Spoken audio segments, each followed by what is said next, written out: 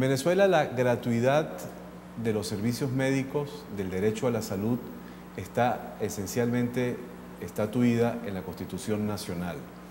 Sin embargo, en la práctica, en los hechos, en la vida real, ese principio constitucional es permanentemente violado en los hospitales públicos venezolanos y allí está ocurriendo una suerte de privatización, si se quiere, caótica de la medicina. Ese es el tema que nos va a ocupar en la conversación que nos corresponde a esta hora con nuestro amigo José Manuel Olivares, médico y cursante del posgrado en radioterapia oncológica y medicina nuclear. José Manuel también ha incursionado en la política y fue candidato a gobernador del estado Vargas.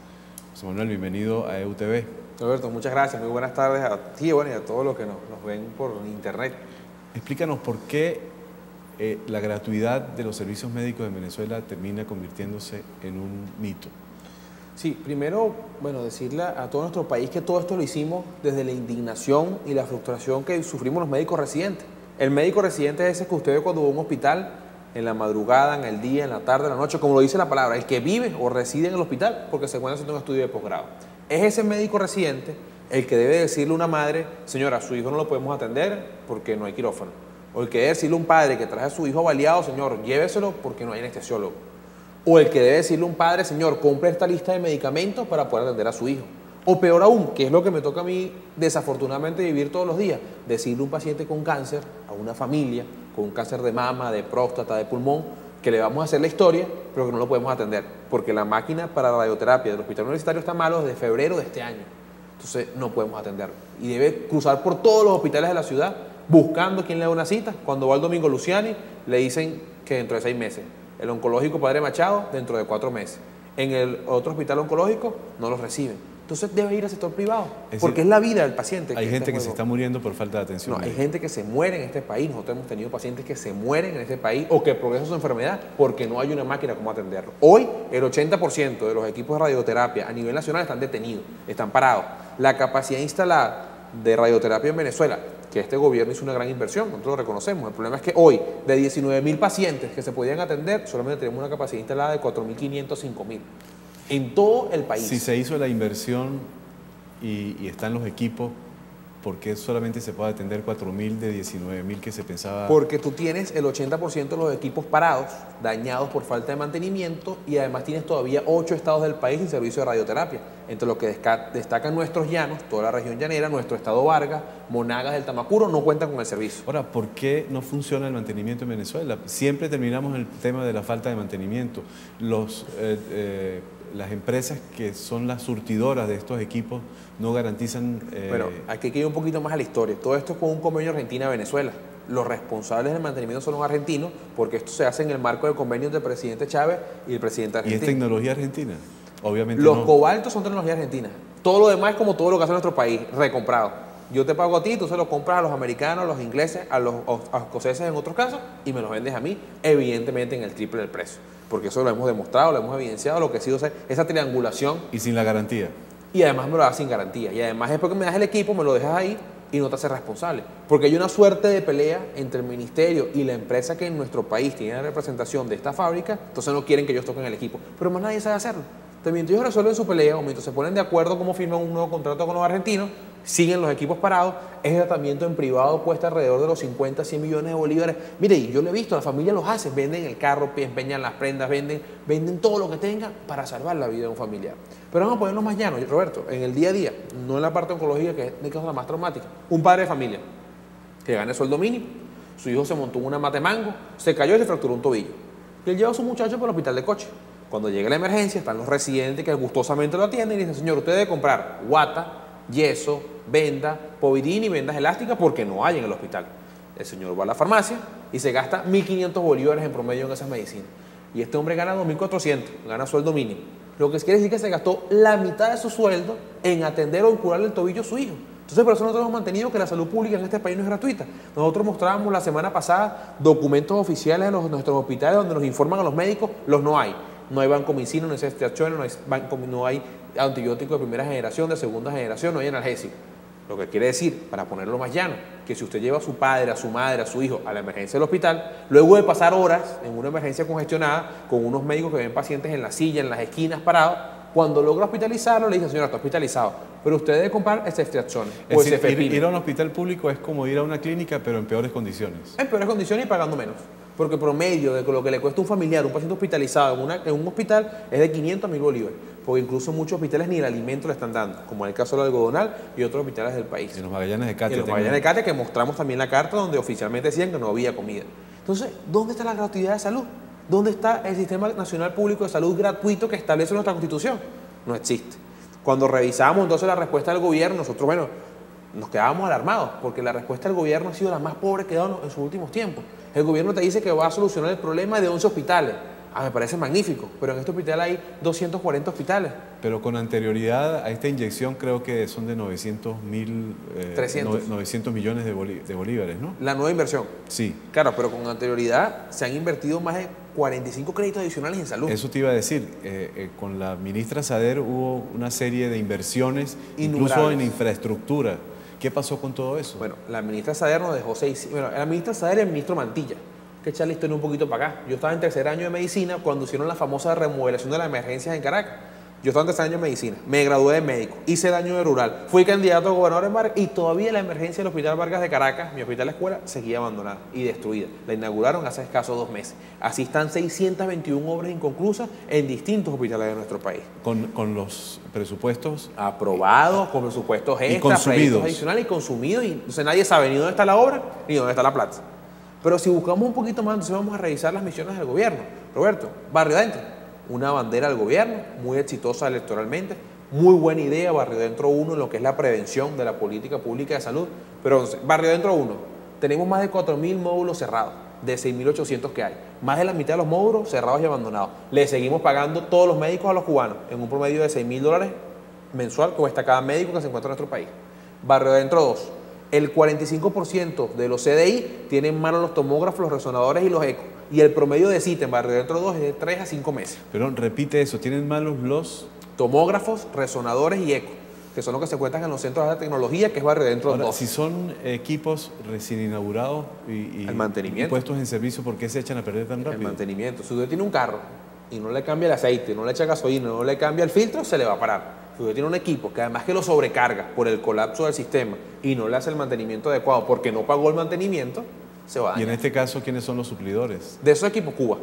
Son equipos Philips, GE, equipos americanos, europeos, Siemens, que los cubanos lo compraron. Evidentemente la garantía la provee el que se lo vendió el Estado venezolano. Nosotros no vamos a llamar a la Philips para que repare un equipo que no nos vendió a nosotros, porque la Philips se lo vendió a una empresa cubana. Es decir, te lo vendieron intermediarios. Y la empresa cubana se lo vendió a nuestro país. No entendemos cuál era lo difícil de contratar directamente a la empresa y conseguir un mejor precio. Pero sí, Roberto, Barrio Adentro 3. El presidente Chávez, y perdón que busque aquí, en su aló presidente número 296, el 30/9 del 2007, desde Barinas, anunciaba la creación de la misión Barrio Adentro con la construcción de hospital. ¿Qué nos prometió?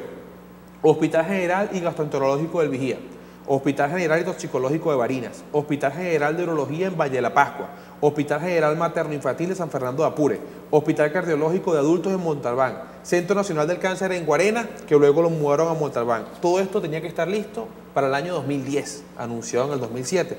Y luego, en esa misma cadena anunció que en el año 2008 arrancaba la construcción de Hospital General de Traumatología de Anaco, Hospital Solidario del Sur Ernesto Che Guevara, Hospital General Oftalmológico de Guacara, Hospital General Neumonológico de Baruta, Hospital General y Neuroquirúrgico de Santa Teresa del Tuy, 2 centros nacionales de tratamiento para las adicciones y 2 bancos de sangre. Para el año 2010, los venezolanos de todo el país tenían que disfrutar de estos 15 hospitales. Cuando revisamos un poco, nos damos cuenta que según el FUNDEN, que es la Fundación de Edificaciones y Equipamiento Hospitalario del Ministerio de Salud, nos dice que se invirtieron 872 millones de bolívares en las construcciones que empezaron en 2007-2008. Y además nos dice que se aprobaron 22 créditos adicionales para culminar estas obras. Hoy, la obra que más muestra avance muestra un 15% de todos los hospitales que le acabo de nombrar. De esos 15 hospitales se hizo uno solo, el cardiológico infantil. Y eso ya tiene como 3 o 4 años de cuando tenía que haberse terminado todo esto. Y el que más tiene de estos 15 hospitales que le acabo de nombrar en todo el país, tiene un 15% de avance, con 872 millones de bolívares invertidos y 22 créditos adicionales para la construcción de estos hospitales. Entonces, ¿quién está fallando? ¿Dónde está la salud pública? ¿Dónde está la lucha anticorrupción? ¿Dónde está la preocupación? ¿Dónde está la igualdad, la equidad de un sistema nacional público de salud? Definitivamente todo queda en una publicidad, todo queda en una cadena nacional, pero el paciente, el que más necesitado, el que va a la emergencia, el que busca salud, el que busca salvar su vida, el que lleva a su padre, a su madre, a su hijo, hoy se encuentra con un sistema colapsado. Hoy lamentablemente nuestros pacientes fallecen porque no podemos... Se mueren de mengua a las puertas de los hospitales. Se mueren de mengua en nuestras emergencias. Mira, es triste ver una emergencia en un hospital. Uno tirado ya con un tiro, otro señor con cáncer en una esquina, una señora con neumonía. Oye, y a ustedes los médicos no les invade un sentimiento de impotencia porque teniendo los conocimientos, teniendo la información necesaria, teniendo su pericia, no pueden hacer más nada porque carecen de todos los recursos. Es duro no en lo político, no en lo médico, en lo humano. En el ser humano, en el que tiene papá, mamá, hermano, el que tiene una familia y que puede ver reflejado una emergencia, cómo puede ser tu hermano, cómo puede ser tu papá, tu tío, que se está muriendo en una emergencia y no tienes cómo ayudarlo. Esa es la frustración que nos llevó la semana pasada a conformar un grupo de médicos residentes de todos los hospitales de nuestro país, llamado Médicos por la Salud, de hacer la actividad que hicimos con el hashtag Salud en Crisis BE, donde pegamos panfletos o pancartas en todos los servicios de este país con las carencias de que había en los servicios, con lo que no hay, con lo que no se hacía, con lo que estaba fallando, para hacer público, para hacer visible la crisis de salud y tratar que el gobierno nacional de una vez por todas vea lo que está pasando. Porque, bueno, vamos a creerle el cuentico que están engañados, que no saben lo que está pasando. Bueno, mírenlo como sufren los venezolanos. Una de las críticas más serias, más severas que le hacía el presidente Chávez a los profesionales de la medicina era su falta de corazón, su falta de solidaridad, su peseterismo. Mira, yo leí una vez un libro donde el único debate que perdió Montpellier era porque le contestaban que él no tenía el monopolio de los pobres o el monopolio del amor a las personas necesitadas. Definitivamente el gobierno quiere tener ese monopolio. A nosotros también nos preocupan los pacientes, nosotros también venimos de abajo, nosotros también sabemos lo que es echar para adelante. ¿Cuál es el peseterismo? Unos médicos que están todos los días en hospitales y que ganan 4.500 bolívares. Nosotros nunca hemos reclamado eso, los médicos residentes, y ganamos 4.500 bolívares, o unos ganan 2.500. Un adjunto de un hospital gana 2.200 bolívares por estar toda una tarde en un hospital, todos los días de la semana, haciendo guardia cada 6 días. Es decir, ¿cuál es el peseterismo? No queda otro camino sino el de incursionar en la medicina privada. ¿Tú lo harías? ¿Cómo sobrevives? Yo lo haría. Yo en este momento no lo hago porque estoy a dedicación exclusiva en un posgrado médico como todos los residentes. Pero ¿cómo vives? No tengo familia, no tengo esposa, no tengo hijos, no cumplo con el sueño de tener una familia. Y además que tú no le haces daño a nadie con el sistema privado. Yo le decía a la ministra Saer, le he dicho 2 cosas. 1, ministra, las diferencias políticas jamás pueden estar por encima de nuestros pacientes. Las diferencias políticas jamás pueden estar por encima de los problemas de la gente. Ojalá la ministra en algún momento escuche y entienda eso y diga que es tanta política. Y 2, mira, yo me pongo al frente de la lucha contra las clínicas, Roberto. Yo me pongo al frente. Yo quiero encabezar la lucha contra las clínicas privadas. Pero yo siempre he dicho que el verdadero reencuentro de los venezolanos está en mejorar nuestros sistemas públicos.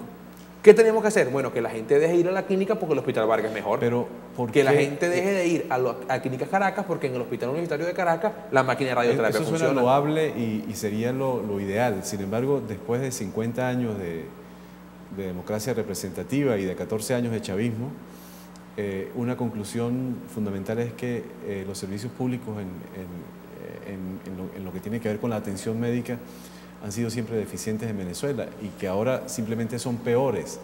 Entonces la pregunta es, ¿tiene sentido seguir insistiendo en servicios públicos de medicina o es necesaria pensar en otra solución como la privatización? Mira, yo no creo que sea tan así. Tú entrevistaste hace poco al doctor Musi Mendoza que vivió la época dorada de la medicina. Los años 80 la gente no iba a una clínica, la gente iba al hospital. Estaban los mejores médicos, estaba la mejor tecnología y nuestros hospitales eran centros de referencia latinoamericana.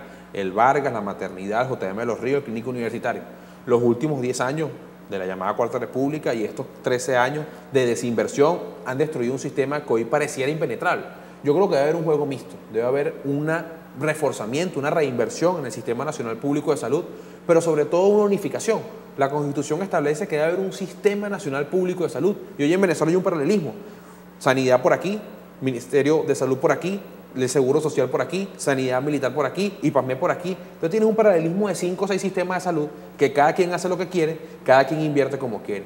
Yo creo que si nosotros recuperáramos la autonomía del hospital, que el director del hospital no fuera una figura, sino una persona que gerencia con recursos, que debe dar soluciones y respuestas y adecuarse a su entorno geográfico y a los pacientes que recibe. Bueno, es lo mismo desde un ministerio, leer una carpeta y tratar de entender qué pasa en el Vargas al director del Vargas que está todos los días en ese hospital. Yo creo que si nosotros transformamos, unificamos el sistema, le damos capacidad de solución e inversión y contraloría social a los directores, Podemos mejorar muchos Servicios sistemas. hospitalarios descentralizados. Descentralizado, así es, descentralizado tanto a la gobernación de alcaldía como al hospital. El hospital puede seguir perteneciendo al ministerio, que le puede hacer la rectoría y la auditoría, pero usted, señor del hospital, yo le entregué tanto y usted debe hacer todo esto. Y usted debe cumplir anualmente con 50.000 cirugías y usted tiene los recursos para hacerlo. Si no lo hace, usted es el responsable. No es que entonces la emergencia se acabaron las gasas. Llámate al ministerio, llámate a compra, llámate Ahora, a fulano. se supone que inclusive los venezolanos pagan, por lo menos los que trabajan pagan el seguro social. Y el seguro social está en la obligación de prestar el servicio. Y de hecho, ¿Y qué hay pasa que con reconocerlo eso? también. Los hospitales mejor dotados del país son el seguro social. En el caso de la ciudad de Caracas, el Hospital Pérez Carreño y el Hospital Domingo Luciani. Pero ante el colapso de todo el servicio, entonces tienen listas de esperas de 100, 200 pacientes para operar, tienen las citas de las tomografías para octubre o noviembre, tienen los laboratorios colapsados, la farmacia de alto costo para nuestros pacientes oncológicos, el ministerio no se los da, se lo da el Seguro Social a todo el mundo, entonces hoy por lo menos no hay. Hoy hay una crisis de más de 15 fármacos en el país para pacientes oncológicos y un día para el paciente oncológico significa meses menos de vida. Un mes para un paciente oncológico significa que se te muera muy rápido y que no puede disfrutar de su familia. Entonces, cuando tú ves cómo está el sistema de una manera configurada para la burocracia, para la corrupción y no para solucionar los problemas de la gente. Bueno, porque un paciente del Hospital Universitario de Caracas tiene que ir a la farmacia de alto costo del Seguro Social. ¿Por qué el servicio de oncología del clínico no lo puede hacer? Ah, porque no tiene recursos. Ahora, dentro de esa cantidad de servicios médicos paralelos que no funcionan coordinadamente entre sí, ¿no hay unos que son privilegiados en relación con otros? Por ejemplo, el de los militares. El de los militares fue privilegiado, pero aparentemente ahora atienden a todo el mundo. Bueno, eso habla bien de la decisión. decisión. Eso habla bien y nosotros felicitamos esa decisión. El problema es que se ha venido en detrimento. O sea, antes los hospitales fue para peor. Fue para peor. ¿Por qué fue para peor? Porque cuando no te funciona el sistema, vas y te colapsa. Entonces te conviertes al igual que un hospital cualquiera. Tú tienes una emergencia donde pasas 3 y 4 horas para atenderte, se te acaban los insumos, porque no hay una coordinación. Y mientras no hay una coordinación, mira, no hay comunicación entre los hospitales, Roberto. O sea, aquí yo no puedo saber qué tiene un hospital o qué tiene otro, o cómo, mira, tengo un turno quirúrgico, tú tienes uno quirúrgico. No hay una red de comunicación interhospitalaria, no existe en nuestro país, porque no existe un órgano de rectoría. Los colombianos privatizaron la salud, han mejorado muchas cosas les ha ido muy mal, pero definitivamente hay que hacer algo. Bueno, el problema de la privatización es que es pago el servicio. Es pago el servicio, pero el Estado lo asume. O sea, es pago el servicio, pero el Estado lo asume con los impuestos. O sea, ellos están empezando a tratar de que sus impuestos realmente se vean. Yo creo que nosotros no debemos retroceder a lo que sería una privatización de salud. Yo estaría en contra de privatizar nuestro sistema de salud porque yo estoy convencido que en nuestro país hay los recursos, el capital humano y la capacidad gerencial de acomodar al sistema de salud. Ahora, ¿qué papel juega en todo esto la corrupción? Te lo acabo de mostrar. ¿Dónde están todos estos millones de bolívares que se anunciaron de estos hospitales? ¿Dónde están los hospitales? Ahora te hago la pregunta a ti como dirigente político, no ya como médico. ¿Por qué ustedes no investigan, establecen responsabilidades, denuncian? Roberto, Fiscalía, Defensoría, Contraloría, Asamblea Nacional. No hay un sitio donde no haya un documento introducido por nosotros con todas las pruebas. Ustedes tienen elementos probatorios, tienen evidencias. Roberto, ¿Saben quién se robó la plata? La memoria y cuenta del ministerio. Revisa la memoria y cuenta del ministerio, está todo esto. O sea, esto no es que nosotros tenemos espías o que nos mandó la CIA. La memoria y cuenta del Ministerio Popular para la Salud. Ahí está todo lo que hacen y no hacen. Y evidentemente cuando uno la revisa, ¿por qué la revisan? O sea, aprueban las memorias y cuentas. Hay responsabilidad por parte de los ministros del... Hay responsabilidad desde el ministro Mantilla, que es el que yo puedo hablar porque es cuando estaba en este ejercicio, digamos, la política con propiedad, hasta la ministra actual de lo que está ocurriendo en el sistema de salud. La corrupción, el despilfarro, incluso le hemos dicho a las empresas involucradas, le hemos dicho a las emergencias. Mire, dice 121 obras inconclusas con los reales aprobados. ¿Qué pasó? ¿Dónde está la Contraloría Social? ¿Por qué no se ha hecho la obra? ¿Dónde están los reales? Ahora, porque me imagino que las obras son contratadas con empresas privadas, constructoras, claro, con empresas y ellos también tienen una responsabilidad. ¿Quiénes son esas empresas? ¿Quién las dirige? Nosotros primero anunciamos... ¿De qué manera se aprobaron esos recursos? ¿Hubo licitaciones? No hubo licitaciones. Acuérdate que ellos lo decían a dedo, nosotros denunciamos eso. Adjudicación directa. Adjudicación directa a la empresa. Hubo una empresa llamada Copi que era la responsable de hacer todas las emergencias de Caracas, pero no terminó ninguna. De pronto la empresa prescindió del contrato, se desapareció. Bueno, señores, todos los reales que usted ha cobrado, ¿qué pasó con eso? ¿Cómo vamos a hacer con esta emergencia? No hay solución. Como te decía, yo he ido a la Fiscalía, a la Contraloría, con muchos médicos, incluso con algunos partidos, a mostrar las pruebas. Ahora, esto es un problema que no puede esperar a una solución a mediano o largo plazo, porque en el interín la gente se sigue muriendo. Se nos mueren los pacientes. ¿Qué piensan hacer ustedes, aparte de esa labor de agitación que ya señalaste? Mira, primero la organización de que hacer público, visible y real el problema. Ellos en las 11 micromisiones no hablaban de oncología. O sea, seguimos con 80% de los equipos paralizados, seguimos con crisis en la quimioterapia, se nos siguen muriendo los pacientes oncológicos en nuestro país. Y además de esto, nosotros, seguir con los regulares. Nosotros no lo vamos a brincar. Esta semana vamos a ir a la Defensoría del Pueblo para ver si va a defender el derecho de los millones de pacientes de este país. Vamos a ir a la Contraloría General de la República para mostrar todas estas pruebas y seguir aumentando el expediente en unas instituciones que sabemos que están parcializadas. Pero bueno, que no se nos vaya a acusar después, pero es que ustedes no fueron uno o lo otro. Hemos escuchado y tenemos entendido que nuestros pacientes se están organizando para ir a las direcciones de los hospitales, bueno, a exigir, a hacer Contraloría Social, a que realmente le pueda dar una respuesta de lo que ocurre. Te pongo un ejemplo dramático, el PET, Roberto. Tomografía por emisión de positrones, uno de los estudios más modernos de la oncología en el mundo, que en nuestro país se compró un equipo, el único público, está en el Hospital Universitario de Caracas. Está malo desde diciembre del año pasado, desde el 12 de diciembre del año 2012. El estudio en privado lo hacen solo 3 clínicas en nuestro país y cuesta entre 20 y 30 millones de bolívares. Entonces, ¿quién lo está haciendo mal? El gobierno, que tiene un equipo con más de un año paralizado y millones de pacientes impuestos a hacer no lo han instalado. Está instalado y ya se dañó y no lo han arreglado. La tarjeta madre, Roberto, se quemó porque no tenía un UPS, un protector de voltaje. Eso tiene lógica en un país, eso tiene lógica en un sistema de salud, que millones de personas no se puedan hacer ese estudio y tengan que salir a pagar 20 o 30 millones de bolívares para salvar su vida porque está malo desde hace un año. ¿Cuánto puede costar un UPS? ¿Cuánto puede costar una tarjeta madre a este gobierno? Ah, pero eso viene el problema, que los dólares, que la ministra, que el ministro, que la burocracia. Compra, la burocracia, la gran burocracia. José Manuel, muchísimas gracias por haber estado con nosotros. Muchísimas gracias a ustedes por habernos acompañado en el día de hoy. Nosotros nos despedimos. Hasta mañana.